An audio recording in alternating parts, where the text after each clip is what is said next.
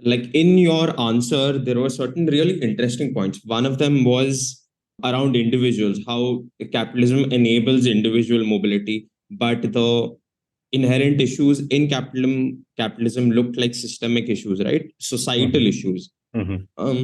One rebuttal to some extent would be someone like the shareholder theory by Milton Friedman. Just to phrase it, Milton Friedman, who's a famous economist, theorized this line saying that an entity's greatest responsibility lies in the satisfaction of the shareholders. What it essentially means is if you're an investor in a company, the company's main core responsibility is to make the investor happy. That gives some power to the investor, or almost democratizes certain amount of decisions to the investor. What are the pros and cons of such a system? Because this seems to be, again, another feature of capitalism to some extent in the current scheme of things. Mr. Friedman, wherever he must be a happy man, because at least over the last 40 years, his kind of economics has reigned supreme over the planet. Of course, much to, I would say, our bad luck or whatever.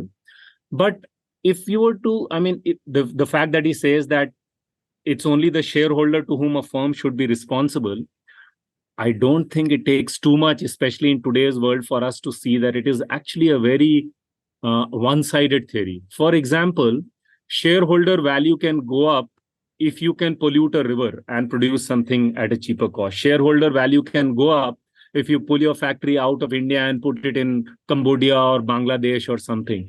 Shareholder value can come up if the Vietnam government decides to give you lesser tax and in the process harm its own people. So in today's world, there are many ways by which the profit of a company can go up at the cost of harming society. So I think what Mr. Friedman is missing is we are not just consumers. We are also citizens to whom the environmental... So if you have toxic air and you have the fanciest of cars or the best of malls, it affects you.